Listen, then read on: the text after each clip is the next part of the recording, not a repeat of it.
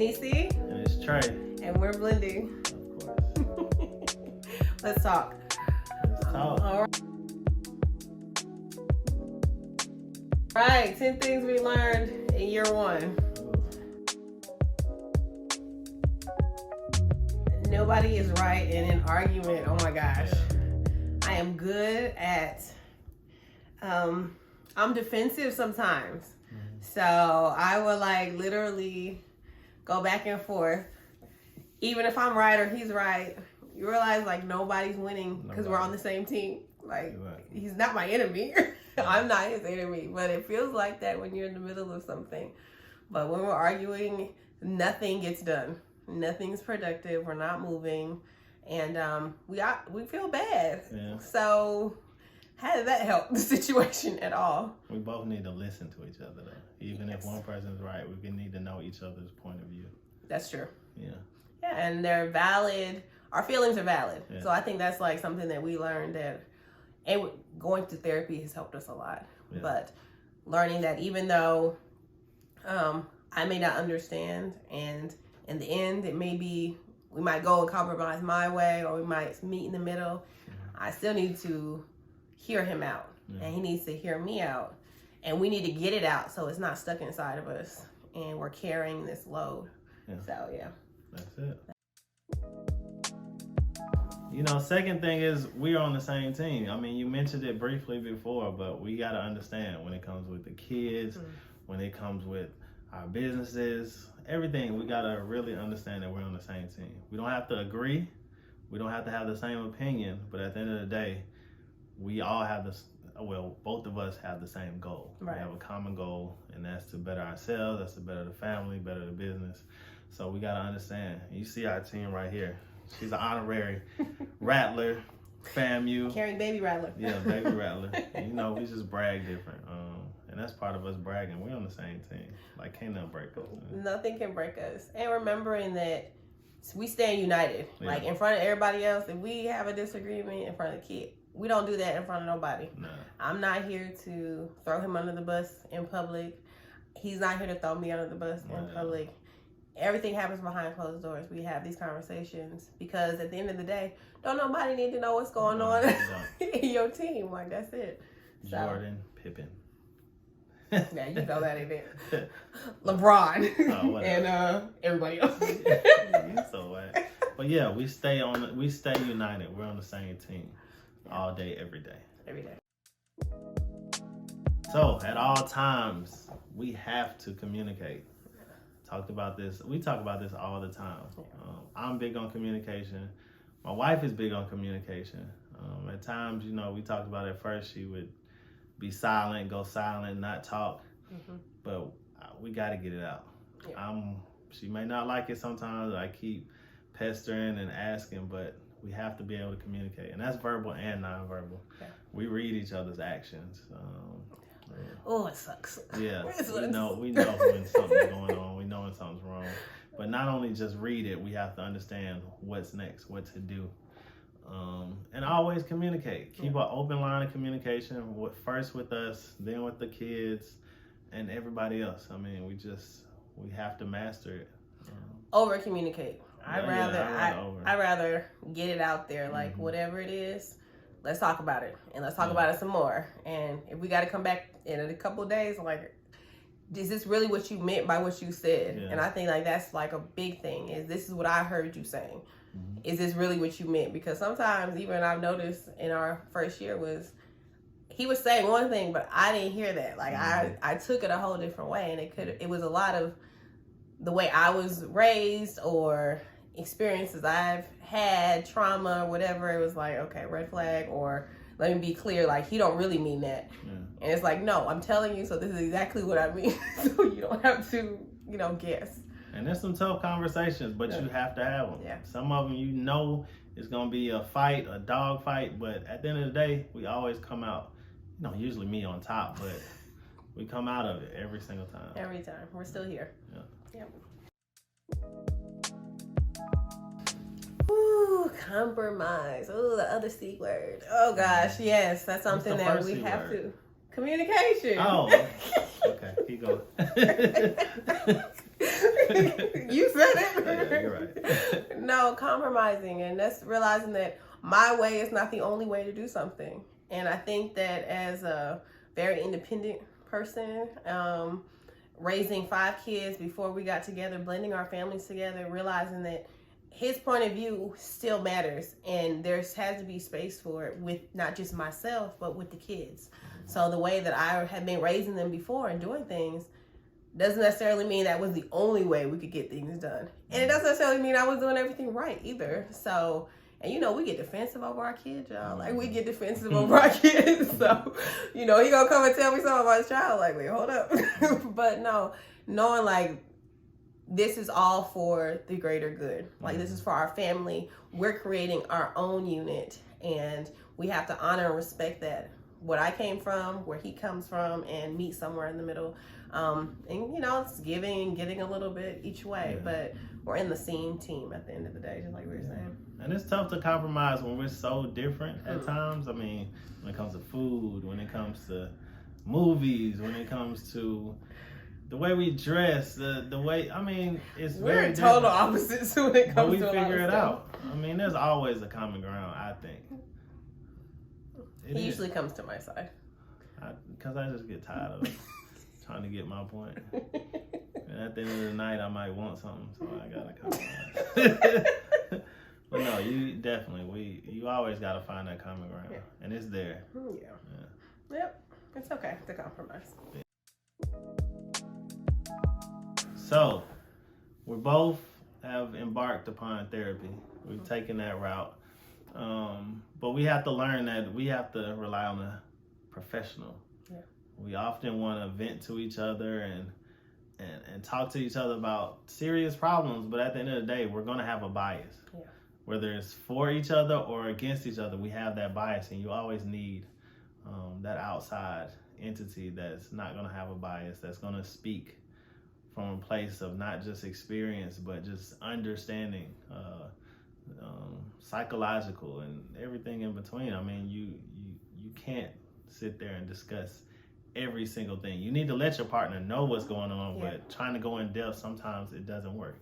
Because I know I'm always rooting for her, so if she comes to me about an issue with somebody else or something, I'm on her side, and that's not healthy.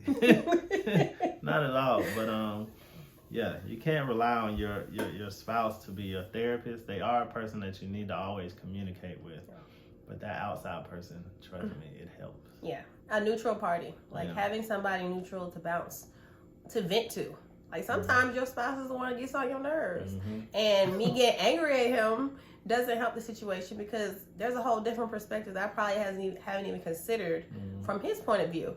And I vent that out. Sometimes I cry it out or whatever to a therapist, and it's like, okay, now let's go back. Why are you feeling like this? Especially when we're like dealing with like really heavy issues, and realizing some of this stuff came in before him. I brought my own baggage. We all have baggage. We all grew up different ways. We all have things that we've experienced, and it's not fair. It's not fair to our partners to put that on them and expect them to save us from stuff. Like, they're here to help us on a journey and to be with us and to support us. But we have to do the heavy lifting. We have to get some people around us that are going to support us, that actually know how to do their job. Like, this is their job. And I'm not trained in therapy. I'm going to be here for you, but also some things you'll say to a therapist. I mean, people try and hurt their therapist too, just verbally, because they're digging in deep. They're asking you questions that nobody has probably asked you before, making you look at yourself in the mirror. So I don't even think it's fair to expect that and put that pressure on your partner. And that's something that we learned in year 1, because we both tried to save each other and it didn't work. Yeah. It didn't. Guys, it's cool to have a therapist. I don't care what you say. It's cool. And you try to call me a week or whatever, come see me. Oh, my favorite, keeping it fresh.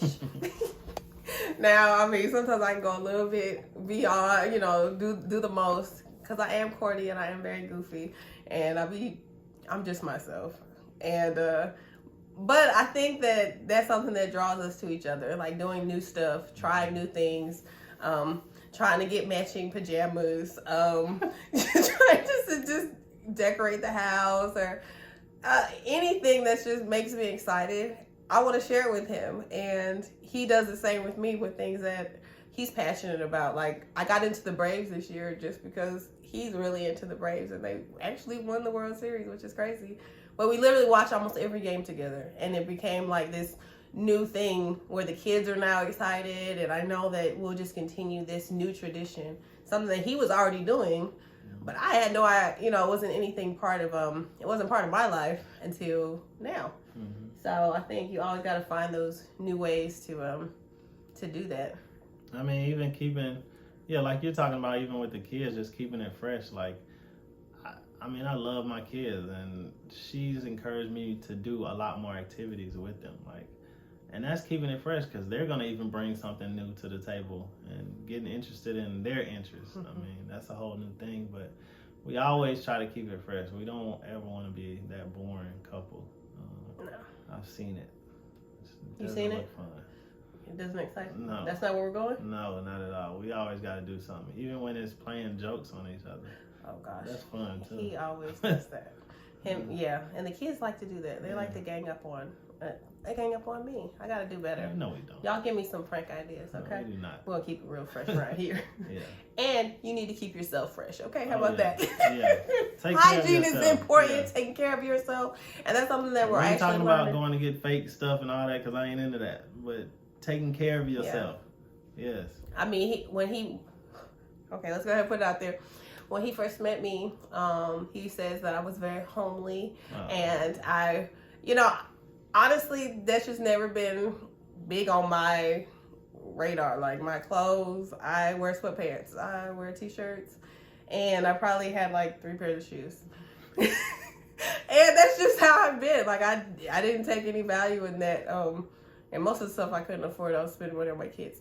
So now, trying to go the extra mile, especially if we have a date night or we're doing something, trying to do new stuff. Like, I tried these locks, and like, I love them now, but I never would have probably did that before. Doing things for our spouse is not a bad thing. Like, you can actually do things and take into consideration what they're attracted to and what makes them happy. And it's okay to do stuff like that. And I don't think, sometimes I feel like society makes you feel like you can't do that, which is like crazy. But it has to be 50-50 though. I can't come and expect her to be fresh and clean and I'm bummy all the time. Right. That wearing sweatpants and stuff wore on me, and it kind of wore off on me for a while, but I got to keep it fresh too. Like, I got to keep my face clean, start getting facials. Yeah, we found a facial person, so we're excited. She even talked me into getting a wax. We got to have that conversation, yeah, that's y'all. crazy, but I did it.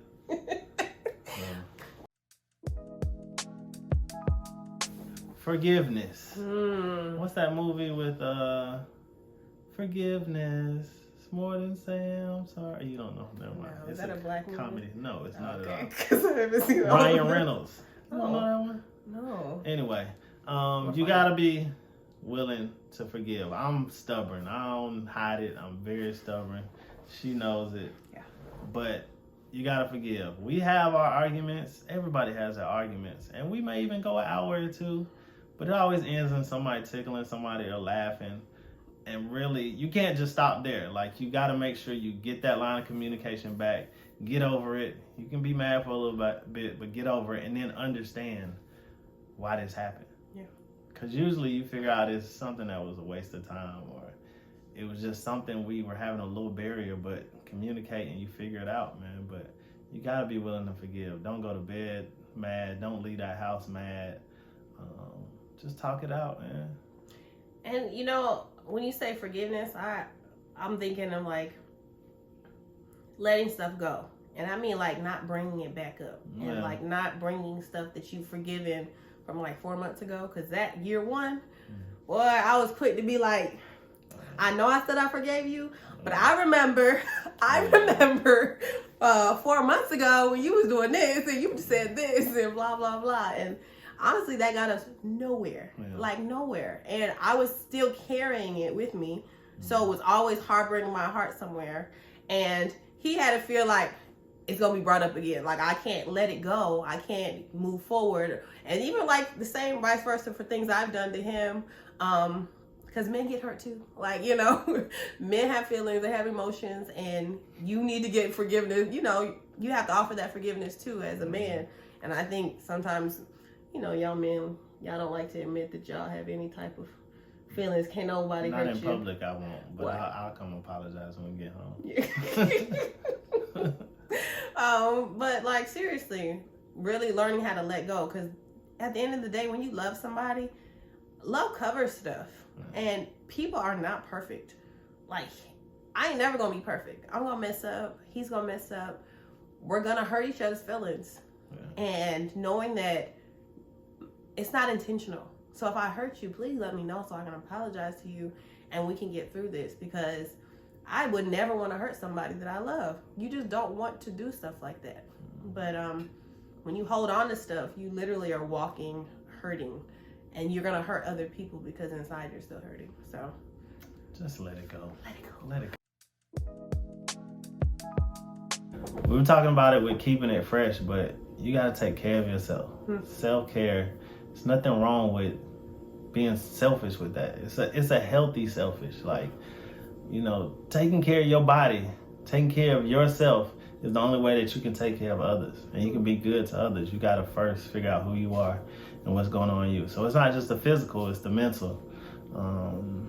And much more than that. It's physical, mental. What else is it? Just social, financial. Everything. You got to make sure you're secure and you're right before you can even take care of anybody else. Yeah. So, you know, we're big on, yes, the physical, spas, cleaning ourselves up because it's a good feeling.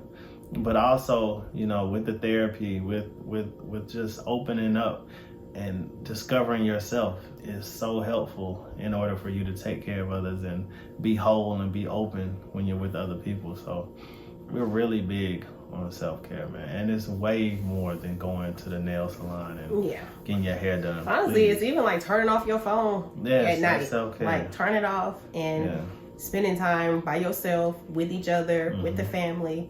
It's saying no to jobs that you could get the money from, but you know it's going to give you like anxiety up here, and you're going to take it out on everybody that you love.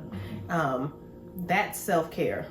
Saying no is sometimes self-care. To each other. To each other too, yeah. And checking each other, like, you know, holding each other accountable is self-care. Like, didn't you say you were going to do that? Like, didn't we say we were going to work on this or do this? And not taking that stuff personal, because honestly, we care about each other and we're modeling behaviors for our kids. So when they see us taking care of ourselves and taking care of things that matter to us, they start taking care of themselves and wanting to do more. So we see that in them, you know, wanting to work out or eat better, ask questions, trying to experiment with new foods and stuff. Self-care is not just, it's just your love. It's self-love. Yeah. Self-love. So those are some things. Take care of yourself. It's important. First, I go get a wax and my haircut, and then she can go after me. No. Oh goodness. You gotta give people space and not constrict them. We're not in boxes. And in that first year, you take people for what they say. So you're like, this is what you told me. You know, we were dating, we first got married, like, you said this, like, why everything changing? Like, now why are you acting like this? Or, you know, why are we not doing things that we said we were gonna do? For me too. And realizing that we're not gonna be the same people we were 2 years ago. In 5 years, I hope I'm not the same person I am right now. I hope that we're continuing to grow. I hope you look the same though. Thank you. I don't want the gray hairs and the wrinkle face. Okay. That's part of self-care.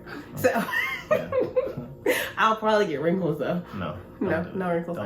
Don't do that. But yeah, giving your partner, giving him space to be himself and freedom to explore who he really is. Like, sometimes I feel like we put on masks for so long. I felt like in past relationships, in childhood that I forgot like what I really like to do, and I forgot who I am. And so when I met Trey, it was like, okay, I'm telling you all this stuff, I believe all this stuff, but as we're like going through the motions and doing stuff, it's like, I don't really like this. I don't really like, you know, doing certain things or doing it this way. I want to try something new, and not being held to, well, you said this is what you like, so why are you changing it up? Like, let people change, let people be themselves and figure out themselves. I think it's a beautiful thing. It's beauty in that. Yeah. Like, and if you don't change, then that's a problem. Yeah. If you staying the same and doing everything the same. We see it all the time in business, and honestly with some of the family, like they get stuck in their ways. You got to always change, evolve. And I put growth and grace together. Give somebody that space to mess up and learn. Because that's the only way they're going to grow. You have to make mistakes in order to know you're not doing something correct or you can improve on something. So I'm always open. I want her to grow. You know, I may not understand what she's talking about when she says she wants to go off and do X, Y, Z, but I got to understand it's probably in her best interest, our best interest. And what's the worst that could happen? Like, I trust that she wouldn't do anything to harm anybody or us specifically. So you just got to trust that they're going to do right and give them that choice, you know? Yeah.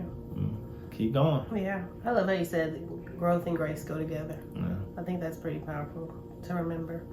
Because sometimes we hold ourselves to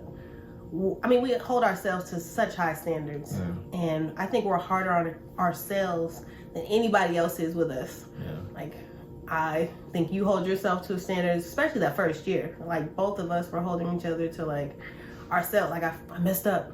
We were fighting ourselves, though. Yeah. So we've definitely given each other a lot of grace and a lot of room to grow and continue to do that. Like, I'm so happy to see your growth. I can't wait for you to continue to share with everybody. Oh, I'm going to start sharing. I'm screaming everything into the mountaintops. All right. Ooh, where's that Staples button? That reset button? That red button? Oh. No, but seriously. I'm so serious. Start over. Like, there are times that we've had to, like, literally come to each other and say, like, okay, there was a time in year one, we had made it a year, and we're like, okay, everything that's ever happened, we're letting it go. Mm-hmm. Like, we're letting it go. Like, let it go. You can be somebody different. Like, I can be somebody different. You know, what do we really want? You can do that. Yeah. You got space to do that. Yeah, we're not. Nothing is finite. No, it's not forever. Mm-hmm. And as long as you're giving people, like you said, that grace. Mm-hmm. But pressing reset doesn't mean necessarily that nothing ever happened. It doesn't mean there's no consequences. It doesn't mean there's no accountability. It means that we're starting fresh. Mm-hmm. And I'm letting you be yourself. And you're letting me be myself. And we're starting from where we're at and moving forward. Like, there's no looking back. Unless we're, like, just sharing our testimony and saying, like, you know, you can make it too. There's nothing back there. Like, we're all roads ahead. Yeah. And I like to start over, man. You think you have it figured out. You think you know the road. And I always say I'm headed on this righteous path, but it's a million speed bumps and roadblocks and everything. But just as long as you're moving forward, that forward can change, but as long as you're going forward, you're growing, you're progressing. You can always flip the script. Like, not too long ago, we were talking about, even with our businesses, we had a whole different direction for our businesses, and they've changed for the better. And you adjust. With it. Yeah. And if you're not reevaluating and pressing reset on stuff, like, there's something wrong. Yeah. Always evaluate. Yeah. Like, taking a look, what's going right? What are we doing right? What can we improve on? Asking each other those same questions. Okay, now we're going to do something different. It's the first of the month. I mean, you can make reset a monthly thing. You can make it a yearly thing. People always talk about things at the beginning of the year, but you don't have to wait to January 1st to do anything, to commit to anything, to try anything. Like, nobody's holding you to anything. You're free. You're free to do whatever. Ignore what people say. You can do whatever you want to. there are consequences. There are consequences. But you still do. Some of those are good things, though. Yeah. Consequences don't always mean they're bad. Like, you know, you have things that happen. And looking back, a lot of the things that were meant to hurt us actually came out on top. Yeah. Like a lot of things that have hit us the hardest, they've actually turned around in our favor, and God has like worked things out and things that we couldn't even control. And when we stopped trying to control everything and we let things just kind of flow, and we welcomed the change, we welcomed the disruption, we laughed at it, and things like, okay, we're just gonna start over and try again. Let's try it again next. And so giving each other room to do that. That's something that we learned that first year, and we're on second year, and now we're on year number 3. There we go. Yes. Don't forget to comment down below. Hit the like button and subscribe to our channel.